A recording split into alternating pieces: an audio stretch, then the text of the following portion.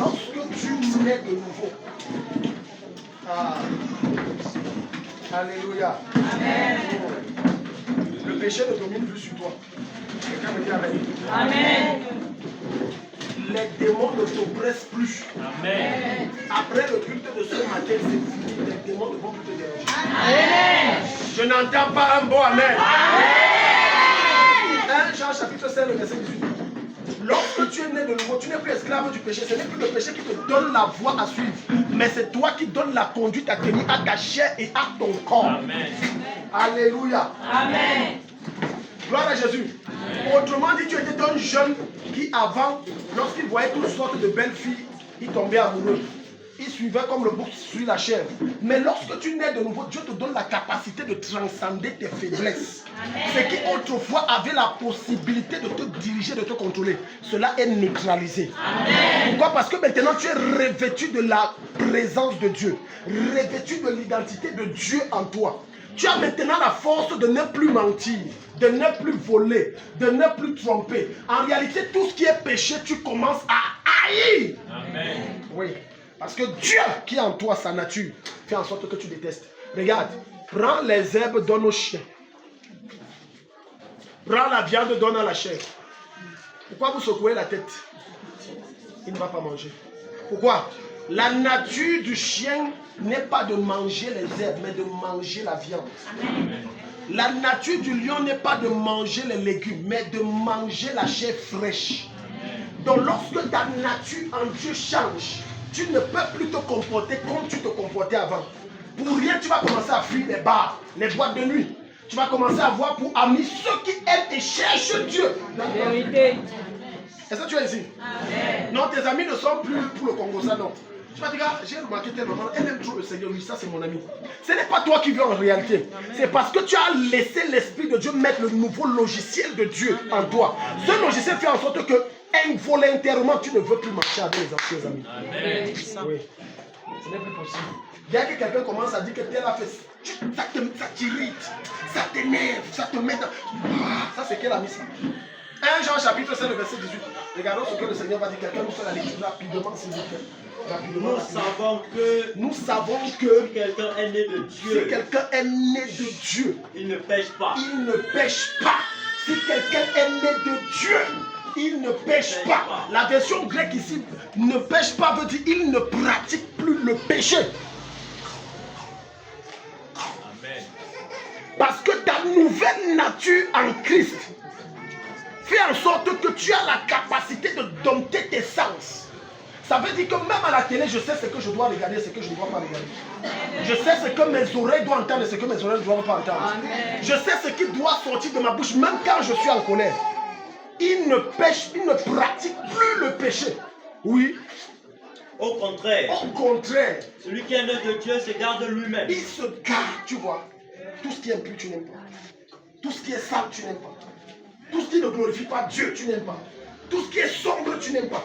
Quand on vient te voir pour les choses bizarres de corruption, non, tu ne veux pas. Les choses floues, tu ne veux pas. Il y a certains chrétiens qui mettent Dieu dans un dilemme. Il entre dans des choses floues pour résoudre ses problèmes. Et quand ça tourne mal, où la police vient le prendre, c'est là où il vient voir le pasteur que prions. Non. Dans ce cas-là, voilà pourquoi je dis toujours, quand tu viens voir l'homme de Dieu, confesse d'abord, dis la vérité de ce qui se passe. Ne dis pas une partie que je ne connais rien. Parce que la plupart du temps, quand l'homme de Dieu prie, il n'y a pas de suite, c'est parce que tu n'as pas tout dit. Parce qu'avant que Dieu ne t'exauce, il y a d'abord une nécessité de confession et de repentance. Amen. Ne viens pas dire que non, moi je ne sais pas ce que j'ai fait, j'ai seulement investi 500 000 et la police est venue pour me prendre. Il faut dire que dans les 500 000 que tu donnais, c'était pour acheter les ossements humains. Comme ça, quand tu te répands, Dieu va intervenir. Mais si tu arrives et te dis que non, vraiment les 500 000 là, non, moi je ne connais pas, je ne donner. Dis la vérité, c'est l'une des raisons pour lesquelles vos prières ne passent pas. On va jeûner, on va prier, ça ne donne pas. Il n'y a pas de suite parce que quand vous êtes venu voir le représentant de Dieu, vous n'avez pas dit la vérité. Vous ne lui avez pas dit que comme tu vois en réalité, voilà ça, j'ai tort ici, moi j'ai tort. Regardez les couples. Plein de mariages ne fonctionnent pas. Et on va jeûner, on va prier. Il n'y a pas de solution pour réunir les deux parce qu'il n'y a pas de vérité quand on est venu voir l'homme de Dieu. Il n'y a pas de vérité. Alors que Dieu est contre le divorce. Quand tu viens dire mon mari a fait, dis aussi ce que tu as fait. Quelqu'un me dit amen. Amen. Quand tu dis ma femme a fait, dis aussi ce que tu as fait. Ma femme me manque le respect. Dis pourquoi elle te manque le respect. Ne te lève pas et dis seulement que non, vraiment, prions. J'ai déjà reçu un jour le coup de fil d'une maman qui dit envoyons le feu sur mon mari là, parce qu'envoyons le feu. Que le feu le brûle bien. Il me fait ça, il me fait ci, il me fait ça. Mais elle-même, elle ne dit pas que moi-même je reconnais que je fais ça. Alléluia. Amen. C'est pour ça qu'on envoie le feu depuis ça ne brûle pas. Il est là toujours, les choses avancent. Parce que Dieu qu'on sait, c'est un Dieu juste et droit. Amen. Qui établit l'équité. Ce n'est pas parce que tu es son enfant qu'il va faire comme toi tu veux. Dieu n'est pas le genre de père que, vous savez, quand on était petit, il y a certains mauvais parents. L'enfant vient seulement pleurer. On ne peut même pas savoir ce qui s'est passé. Qui t'a fait ça? Qui t'a fait ça? Tu es un mauvais parent. Alléluia. Amen. Un jour, j'ai vu un pasteur comme ça, parce qu'un autre frère redressait son enfant parce qu'il a pissé sur place. Ça, c'est quoi que tu fais? Sa mère descendit. Qui a osé? C'est qui? Qui a touché mon enfant? Dieu n'est pas comme ça. Dieu est juste. C'est pas parce que tu es mon enfant. Si tu fais mal, je te punis. Amen. Et c'est ça un bon parent. Tu as fait mal, je te punis. Amen. Alléluia. Amen. Alléluia. Amen. Bien-aimé, la vie de Dieu en toi éteint la puissance du péché. Ça veut dire que j'ai la possibilité de forniquer. Ma chair dit pas, mais la nature de Dieu à moi dit jamais. Parce que ça, c'est une offense à Dieu. Alléluia. Amen. Non, parce que mon corps ne m'appartient plus. Ça appartient au Seigneur. Mes lèvres veulent prononcer ce que mon cœur pense. Mais la nature de Dieu à moi m'interdit de le faire. Plusieurs d'entre vous, vous êtes frappés de malheur parce que vous avez été rebelles au Saint-Esprit. Je t'explique. Quand tu as eu la possibilité de faire ce qui est mal, tu as entendu la douce voix de l'Esprit te dire ne fais pas ça. Mais tu as dit je vais faire. Non, il a fait, je vais. Tu as dit d'accord, tu vas suivre. Hello. Et quand c'est dans de pareils cas, il n'y a pas deux sujets de prière comme la repentance. On va prier tout. Parce qu'il y a des problèmes qui... Tous vos problèmes ne viennent pas de Satan. Qu'on ne vous trompe pas. Qu'on ne vous mente pas. Tous vos problèmes ne viennent pas de Satan. Il y a des problèmes que c'est Dieu qui envoie. Il y a deux types de problèmes que Dieu envoie dans la vie des enfants. Première catégorie, c'est les problèmes pour ouvrir une porte. Parce qu'il veut faire de toi une solution. Deuxième catégorie, c'est les problèmes pour te fouetter. Tu es trop rebelle et têtu, je vais te fouetter. Hello? Donc la nouvelle naissance m'impose de marcher et de parler et d'agir et de penser comme Christ. La nouvelle naissance m'amène à être supérieur et à dominer sur ma chair et sur ses œuvres. Les œuvres de la chair n'opèrent plus en toi. 1 Jean 3, 6 à 9. Et l'apôtre Paul nous dira dans Galates chapitre 5, à partir du verset 17, il va dire: or les œuvres de la chair sont manifestes, ce sont l'impudicité, le mensonge, le vol, l'ivrognerie, les animosités et les choses semblables. Je vous le dis, verset 21, comme je l'ai dit précédemment, que ceux qui commettent de telles choses n'hériteront pas du royaume de Dieu. N'hériteront pas. Le royaume de Dieu dont il dit n'hériteront pas, ce n'est pas seulement au ciel, non. Il parle également des promesses que Dieu a réservées pour toi sur la terre. Amen. Parce que beaucoup d'entre vous vous dites, comme on a prophétisé, ça va automatiquement se réaliser. C'est faux, c'est faux, c'est faux, c'est faux. Je vais vous dire quelque chose. Il est plus facile qu'une prophétie donnée à un païen se réalise qu'une prophétie donnée à un chrétien se réalise. Pourquoi?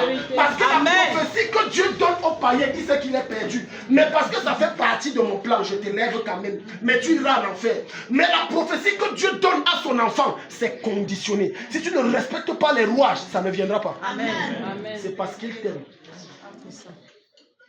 C'est un faux prophète. Il a prophétisé, ce n'est pas venu. Tu as prié pour ça. Tu as prié. Regarde le genre de sale vie que tu mènes. Et tu attends que le mari vienne. On a dit, le mari va venir. Tu ne changes pas ton style. On a dit, la femme va venir. Tu ne changes pas ton caractère. On a dit, le travail va venir. Mais tu es toujours arrogant. Quel est le chef qui va supporter l'arrogance de son subordonné ou de son subalterne? Quel est le chef? Le travail va venir, le travail va venir. Chaque fois qu'une prophétie vient dans ta vie, c'est une interpellation de Dieu pour toi à te mettre en règle encore plus que jamais. Amen. Sans laquelle ça ne viendra pas. Hello. Lorsqu'une prophétie sort, il y a beaucoup de paramètres. Premier paramètre, respecter les lois de Dieu. Deuxième paramètre, prier pour cette prophétie. Troisième paramètre, prier que Dieu te prépare et te donne la capacité à pouvoir gérer la prophétie. Parce que même dans prier, beaucoup d'entre vous, vous ne savez pas comment prier pour qu'une prophétie se réalise. Un jour, par la grâce de Dieu, je vais vous donner l'enseignement sur ça. Il y a une façon qu'on prie pour que la prophétie se réalise. Il y a beaucoup de paramètres, il y a beaucoup de rouages. Tout n'est pas de jeûner de prier. Il y a une façon de faire. Il y a un caractère à avoir. Il y a un comportement, il y a une attitude à tenir. Donc je ne peux pas me comporter comme je veux au nom que Dieu a dit. Non. Non. 1 Jean 3, 6 à 9. 1 Jean 3, 6 à 9. 1 Jean 3, 6 à 9, les écrits. Ceux qui demeurent en lui ne pêchent pas. Ceux qui demeurent en lui ne pêchent pas. Si quelqu'un pêche, il ne l'a pas vu, il ne l'a pas connu. Ça veut dire si quelqu'un pratique le péché, ça veut dire j'aime mentir. La Bible dit que tu ne connais pas Dieu, tu mens. Aucun poussin, même s'il a faim jusqu'à il va mourir, va aller prendre le lait et boire.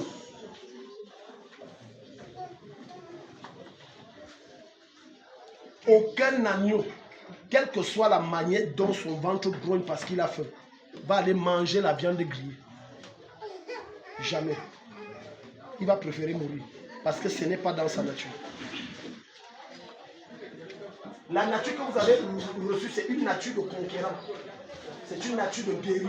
C'est une nature de personne courageuse. Mais Dieu est choqué du fait que lorsque vous êtes confronté à un problème, vous refroidissez dans la foi. Vous n'arrivez plus à prier, vous n'avez plus le zèle. Dieu est choqué. Est-ce que tu sais que la quantité de problèmes qui viennent de part et d'autre sont à la mesure de tes forces, sont exactement à la taille de ta puissance, correspondent exactement à la capacité que Dieu t'a donnée de la dompter. Mais qu'est-ce que la plupart d'entre nous ont fait? On préfère dire je jette l'éponge, je ne viens plus à l'église, je ne prie plus, vraiment non, c'est trop dur pour moi, c'est trop lourd. Non. Non. Un lionceau ne devient qu'un lion lorsqu'il commence à attaquer des proies jusqu'à les proies le blessent et ça le forge à devenir un lion. Tout lionceau qui, sans avoir rencontré des batailles, devient un lion, face à l'adversité, on va le tuer ou alors il va fuir. Parce que c'est l'adversité qui forge en toi le géant. Sans ça, tu ne peux pas être un géant. Pour que tu sois capable de gérer des grandes choses, Dieu va d'abord mettre devant toi des tentations pour gérer les petites choses. Maintenant, quand tu dépasses cette étape, tu es déjà prêt pour être un géant. Aucun géant ne naît et du coup, il tue un Goliath. Pour tuer Goliath, il faut d'abord qu'il apprenne à tuer l'ours et à tuer le lion avant de tuer Goliath. Le Dieu qu'on sait, c'est un Dieu d'étape qui ne viole aucune étape et qui ne saute aucune étape. Il y a des étapes que tu dois respecter. C'est la raison pour laquelle tout ce que tu as traversé jusqu'à aujourd'hui, depuis le jour où tu as donné ta vie à Jésus, c'est pour un but précis. Sorti en toi, David. Jusqu'ici, je peux t'annoncer quelque chose. C'est que tu n'as pas encore rencontré Goliath. Amen. Oui. Jusqu'ici, tout ce que tu vis, ce n'est que l'ours et le lion. Quand on va dire que Dieu donne tout ce que les souffles, ce n'est que l'ours. Parce que Goliath, c'est un problème général que Dieu va envoyer qui affecte tout le monde. Dans un cas précis, peut-être ta famille, peut-être au travail. Et donc toi seul, tu auras la capacité de terrasser. Amen. Et Dieu l'enverra quand ton temps d'élévation sera là. Amen. Voilà pourquoi Dieu te prépare à tuer Goliath dans les petits combats des ours et des lions.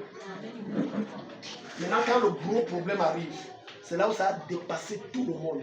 C'est quand tu sens que ça s'éteint. Là maintenant, on te célèbre, on t'acclame et on t'élève. Est-ce que quelqu'un ici? Amen. Donne-moi un beau amen. Amen. Vas-y, continue. Verset 7. 1 Jean 3. Petits enfants, que personne ne vous égare. Que personne ne vous égare.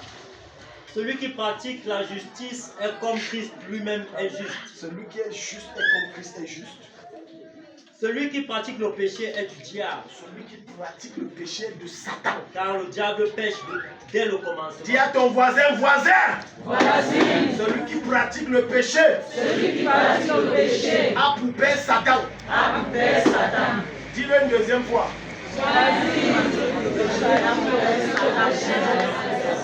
Une troisième fois. Voilà. Acclame pour toi-même. Alléluia. Amen. Tu mens au point où à ta meilleure copine, tu mens. Il dit que c'est Jésus que toi et moi on sait. Et après, les gens le culot même de dire ils adorent Dieu. Ah, tu es chante. Ah, adorons-le, adorons-le. Tout à l'heure, le Saint-Esprit essaie de dire dans ta tête, menteuse. Menteuse, tais-toi, tu adores qui? Oh, tu dis, arrière de moi, Satan. Adore le Seigneur, arrière de moi, Satan, adore le Seigneur. Tu vas embrouiller Dieu. Satan ne te dira jamais abandonne ton péché. Jamais, jamais, jamais. Adorons le Seigneur. Dieu dit, répands-toi. Oh Dieu. Dis à ton voisin, n'adore pas Dieu. Écoute sa voix. Et fais comme il a dit. Alléluia. Amen. Va jusqu'au verset 9. Verset 9. Verset 9. Yeah. Quiconque est né de Dieu ne pratique pas le péché, parce que la semence de Dieu demeure en La lui. sémence de Dieu. Demeure en lui. La sémence de Dieu. Demeure en lui. La sémence de Dieu. Demeure en lui. Vous ne comprenez pas ce que ça veut dire. Tu sais, lorsqu'on dit que tu as en toi la sémence de l'abondance, jusqu'à là, les gens ne comprennent pas. Ce qui produit la vie, c'est la sémence. La sémence, c'est ce qui permet que tu génères et que tu deviennes ce que Dieu voudrait que tu sois. Amen. On ne cultive le riz et le maïs que parce qu'il y a la sémence du riz et du maïs. S'il n'y a plus de sémence du riz et de maïs, on ne cultive plus. Bon, imagine maintenant, Dieu te dit tu as la sémence de l'abondance. Et les gens disent, oh. Ça veut dire que tout ce que tu fais, ça fait comment? Ça devient seulement ça prospère. Tu as la sémence. Tu portes ça en toi. Tu arrives au compo mathématique, ça capte tout le monde. Tu n'as même pas fréquenté, tu voulais sous ça. Quelqu'un n'est pas ici. Sémence d'abondance. Quelqu'un dit que mon commerce ne donne pas. Tu dis, ouais, maman, je passe te saluer quand même samedi. Voilà, déjà 2 mois, il n'a pas vendu. Tu es assis, vous tapez les commentaires. Les clients me font comme ça. Amen. Amen. Les clients me font comme ça. Tu es arrivé à 8 h. Quand tu quittes à 12 h, après toi, plus personne n'entre. Elle va dire, mamie, je t'invite. J'ai le poisson braisé pour toi. Elle ne va pas te dire, mais elle sait que ta présence fait quelque chose.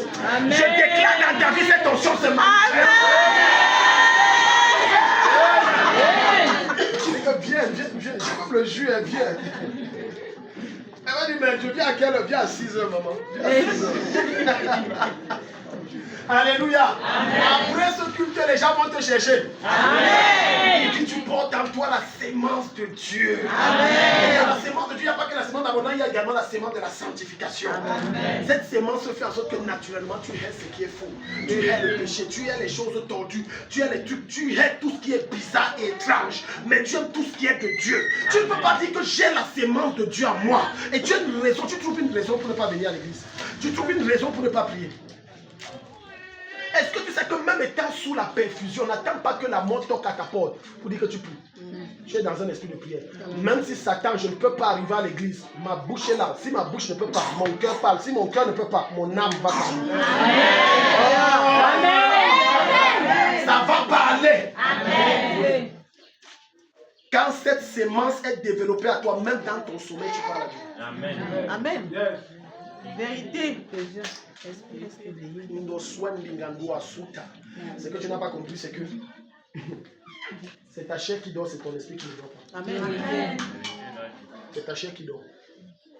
Donc quand on vous a mal enseigné la prière et on vous a dit que c'est quand tu es éveillé que tu pries, je te dis que c'est faux. Je t'enseigne par expérience. Je dis même dans ton sommeil, tu pries. Parce que la prière est spirituelle et ton esprit est esprit et Dieu est esprit. Et Dieu n'exauce pas les œuvres de la chair, Dieu exauce les œuvres de l'esprit. Amen. Ça veut dire que quand tu... Voilà pourquoi Paul va nous recommander de beaucoup prier en esprit pour que Dieu, on se comprenne. Donc quand tu es en prière et que ton esprit n'est pas connecté et que tu es distrait par ta chair, tu perds ton temps, tu ne pries pas. Dieu n'exauce que les prières d'esprit, pas de la chair. Ça veut dire que bien que ma bouche parle, que mon esprit y soit dans ma bouche parle, pour que Dieu exauce. Dépasse le niveau où tu as des moments de prière. Dépasse les temps de prière. Entre dans la dimension des rencontres avec Jésus. Ça, c'est une autre dimension. Les gens sont là, ils me regardent. Vas-y, tu peux regarder.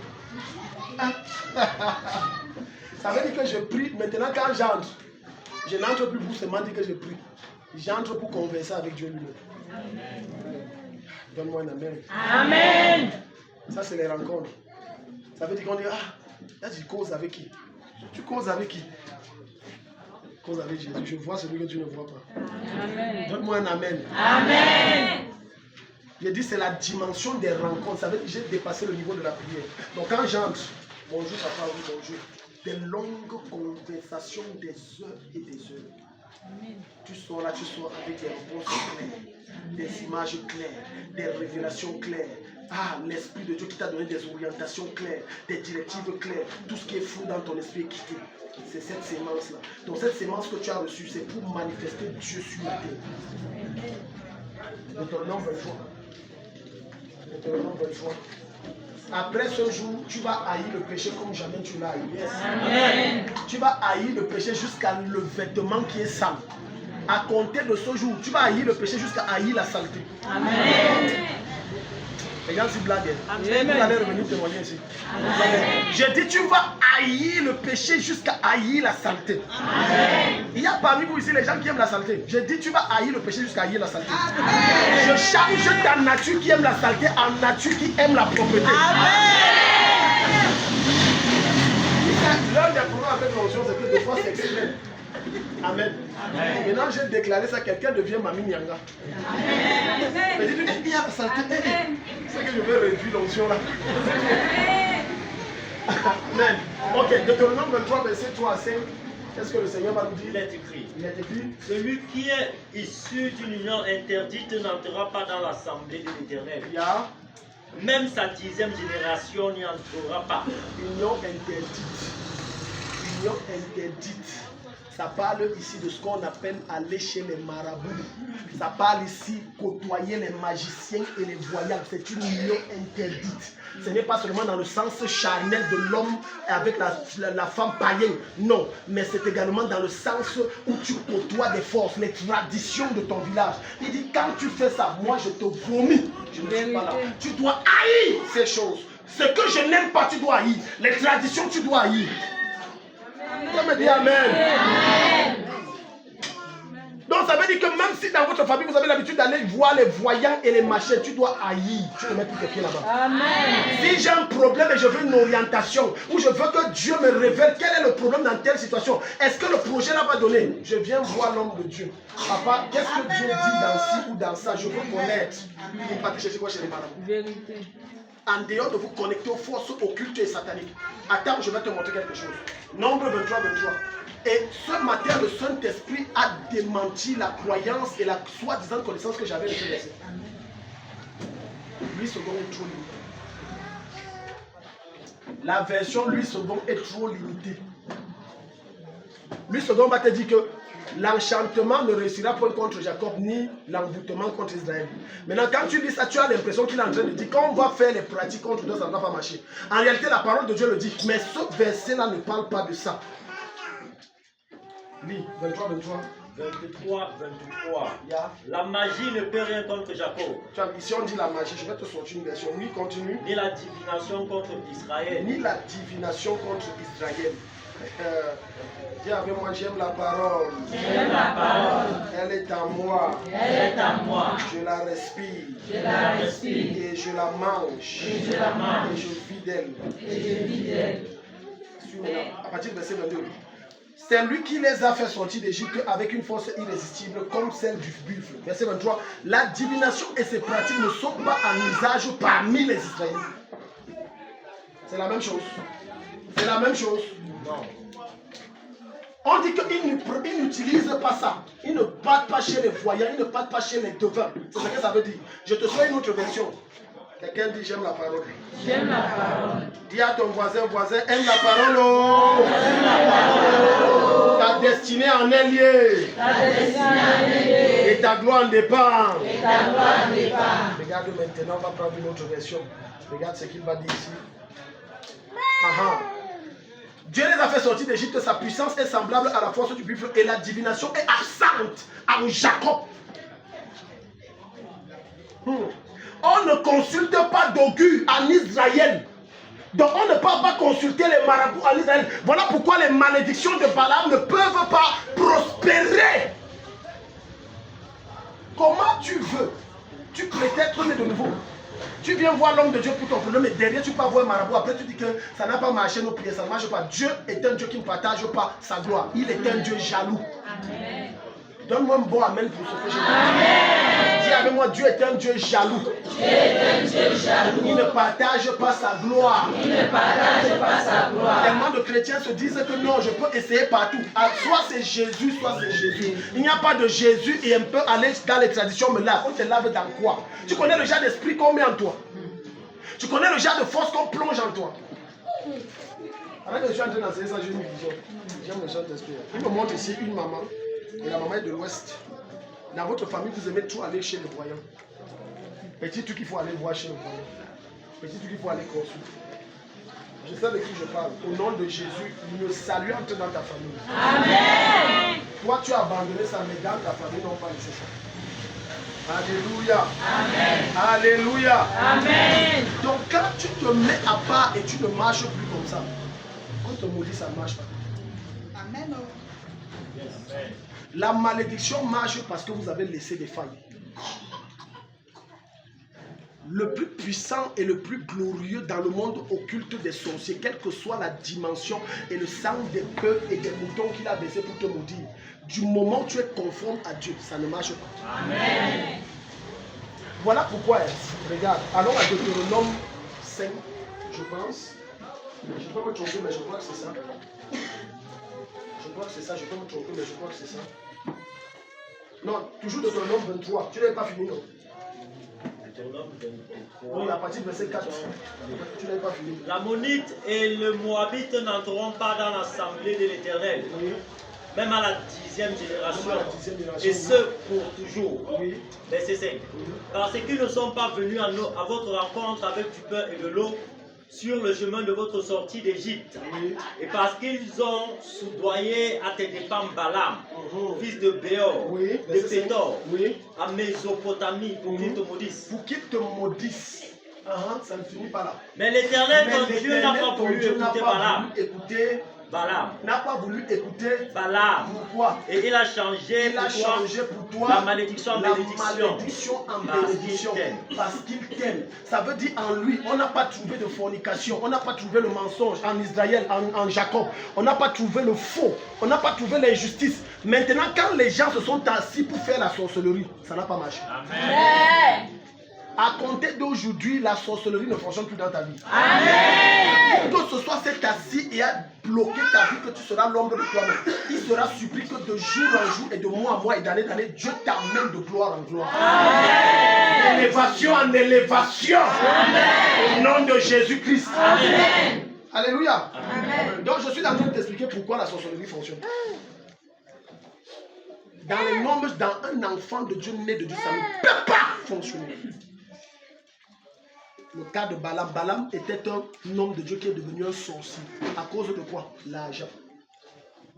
La chose qui prend la place de Dieu dans ton cœur là, c'est lui ton Dieu. Et c'est par là que Satan va te détruire. Balaam, c'était l'argent. Et il a forcé les révélations. Il voulait que Dieu parle comme lui veut à cause de l'argent. Dieu est allé jusqu'à forcer l'âne pour le parler. Balaam a refusé. À cause de l'argent.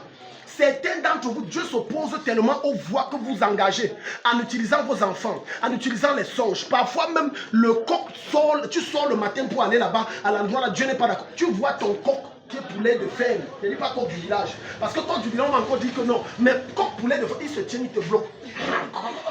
Mais tu vois, au nom de Jésus, le feu. Dieu te bloque, ne sort pas. Mais tu t'entêtes. Et tu crois que c'est Satan qui te bloque alors que c'est Dieu. Tu as rencontré un poulet de ferme tenir tête à quelqu'un. C'est pour ça qu'on dit de ferme. Lui-même il est ferme, sa bouche est ferme, tout est fermé chez lui, tout est fermé. Mais l'animal, même Dieu s'oppose. L'enfant même chauffe, il tombe malade. Ne pars pas. Tu t'entêtes. Au nom de Jésus, Dieu te donne un cœur docile.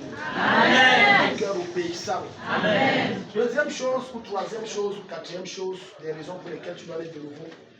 Dieu te donne la supériorité sur toutes les puissances sataniques. Amen. Donne-moi un bon amen. Amen. Dis à ton voisin, quand tu nais de nouveau, Dieu te donne la supériorité sur toute la puissance de Satan. Selon le plan de Dieu, maman Angèle, toi qui es né de nouveau, tu es le plus petit enfant de Dieu né de Dieu est plus puissant que le plus puissant des sorciers nés de Satan. Amen. Ce n'est pas moi qui te dis ça. C'est la parole. Je dis le plus petit des enfants de Dieu, le moindre, c'est-à-dire le plus faiblard du point de vue de l'onction est le plus puissant. En réalité, le sorcier la sorcellerie est le niveau le plus bas dans le christianisme. Autrement dit, la sorcellerie et le christianisme ne se valent pas. Le sorcier est trop inférieur.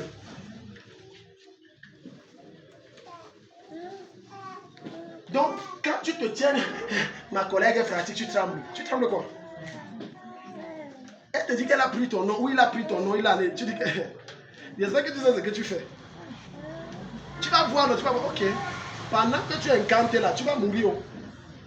Et ce que tu vas dire là, ça va te prendre. Tu ne trembles pas parce que tu connais qui tu es. Tu sais que tu es né de Dieu. Tu sais que tu as les gènes d'un lion, que tu portes en toi la divinité. Lorsque tu marches, tu ne marches jamais seul. Il y a toujours une cohorte d'anges qui t'accompagne. C'est la raison pour laquelle le Seigneur te dira dans Isaïe, ne crains point, n'aie pas peur, car je suis avec toi.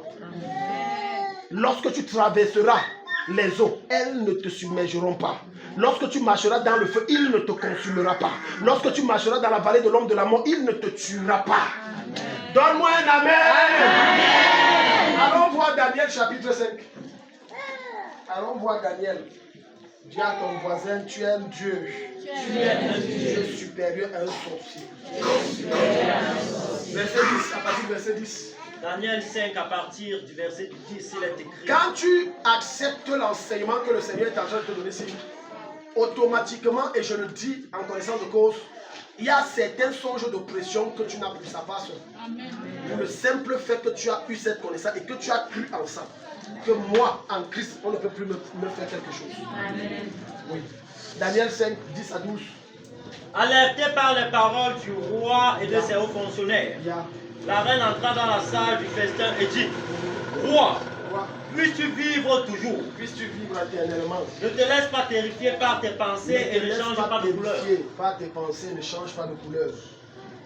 Il y a dans ton royaume un homme. Il y a dans ton royaume un homme qui a en lui l'esprit des dieux saints. Qui a en lui qui? L'esprit des dieux saints. Qui a en lui qui? L'esprit des dieux saints. Donc ça veut dire ce monsieur qu'on appelle Daniel, à lui seul,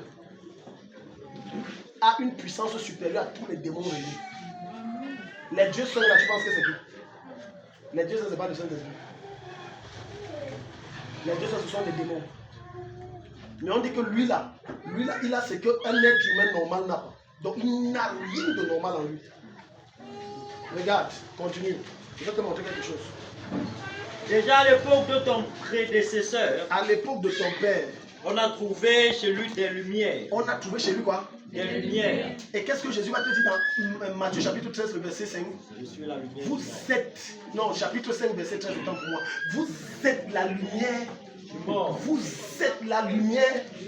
Mais pourtant, voilà Daniel dont les mystiques ont perçu en lui pas une lumière, mais des lumières. Ça veut dire que si Daniel à son époque avait des lumières, nous avons en cette époque de la grâce des lumières fois 1000 pour Daniel là. Amen. Parce qu'il n'y avait pas l'esprit de Dieu concernant lui. Fois 1000, fois 1000. Fois 1000. Quand on dit on a perçu en lui des lumières, c'est parce qu'on a vu des choses que nos sorciers n'ont pas. Nos magiciens n'ont pas. Mais on trouve ça chez lui. Regarde alors la partie que j'aime. De l'intelligence. Regarde, de l'intelligence. Et une sagesse semblable à la sagesse des dieux. Une sagesse semblable à la sagesse des dieux. Tu vois donc que le roi était confronté à une situation. Il a dit que venait interpréter. Aucun n'a pu. Aucun n'a été capable. Sauf la mienne. Je t'épargne le chapitre 6 du verset 3 où on va dire qu'on le nomma comme étant le chef de satrape. Satrape veut dire sorcier. À compter d'aujourd'hui, quel que soit le domaine où tu opères, je t'établis comme le chef des sorciers. Amen. Ceux qui vendent au marché, l'endroit où tu vends, c'est ton territoire, tu es le chef des sorciers. Amen. Ceux qui travaillent dans leur lieu de service, tu es le chef des sorciers. Amen. Les étudiants, tu es le chef des sorciers. Amen. Quand tu es là, aucune opération satanique ne se passe sans que tu n'aies donné ton point de vue. Amen. Au nom de Jésus. Amen. Ça prend effet immédiat au nom de Jésus. Amen. Imagine Daniel. Ça veut dire que le roi ne prenait aucune décision sans Daniel. Est-ce que quelqu'un ici? Amen. Tout ce qui se passait du point de vue mystique et physique, Daniel devait donner son accord. À compter d'aujourd'hui, plus rien ne se passe dans ton entourage sans que tu n'aies donné ton accord. Amen. Tu es supérieur en intelligence au nom de Jésus. Amen. La sagesse de Dieu en toi se manifeste au nom de Jésus. Amen. Tu es supérieur en finance au nom de Jésus. Amen. Tu es supérieur en conseil au nom de Jésus. Amen. Tu es supérieur en force au nom de Jésus. Amen. Et on a des enfants de Dieu nonchalants, toujours derrière. Daniel n'avait pas le Saint-Esprit. Daniel ne portait pas en lui le Saint-Esprit. Mais le Saint-Esprit descendait sur lui quand il fallait opérer. Mais toi, tu as le Saint-Esprit constamment. Mais on ne voit pas des lumières. Comment est-ce qu'on ne voit pas des lumières? Les gens qui te font peur là, ça s'arrête. Tu les fais peur. Amen. Je commande à ton étoile, à ta lumière de briller si fort qu'il tremble en ta présence. Amen. Je dis qu'il tremble en ta présence. Amen. Au nom de Jésus. Amen. C'est fini. Aussi, le roi Nebuchadnezzar l'a désigné chef suprême des magiciens. Des magiciens. Et de quoi d'autre? Des astrologues. Des prêtres chaldéens. Et des devins. On l'a établi que toi, on n'a jamais vu ça. Tu es maintenant le chef. Tu sais ce qu'il veut dire chef? On n'établit pas chef qui veut, mais qui peut. On n'établit pas chef qui postule, mais celui qui a le potentiel. On n'établit pas chef celui qui a un fond désir, mais celui-là qui a fait sa démonstration. Je déclare, tu vas faire des démonstrations de puissance tangible. On va t'établir chef. Amen. On va t'établir chef. Amen. Dans ta famille, malgré ton jeune âge. Amen. Aucune décision n'est prise sans que tu ne sois là. Amen. Alors que tu n'as pas l'argent. Je crois que quelqu'un était ici. Amen.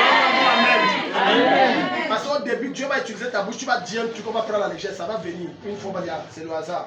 Dieu va envoyer un deuxième problème, tu vas encore dire un truc, ça va encore venir deux fois, on va dire, hey, une troisième fois, hey, maintenant on va dire que papa, un jeune homme qui a à peine 25 ans, on dit papa. Les vieillards de 49 ans, papa. De 84, papa. Les gens s'ils ne sont pas ici.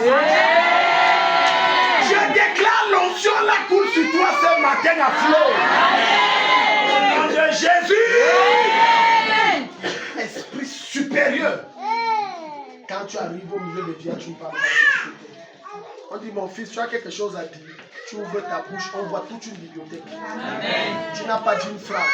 Tu as dit deux mots, mais c'est toute une bibliothèque. Amen. On dit qu'on va marcher avec l'enfant ici.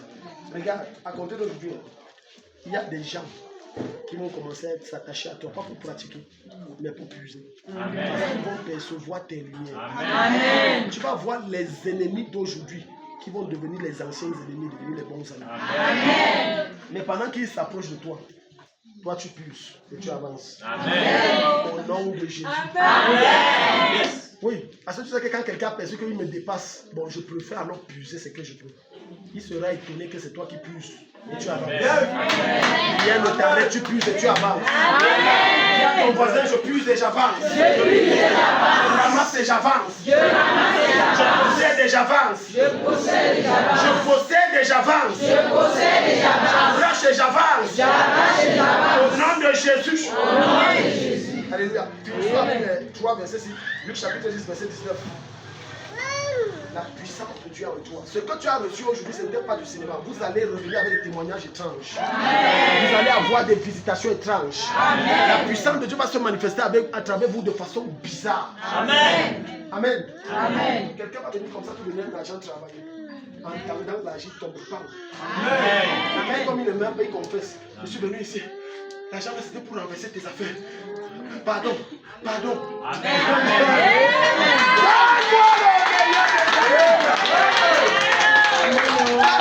Il a envie de prendre. Maman, je veux ça.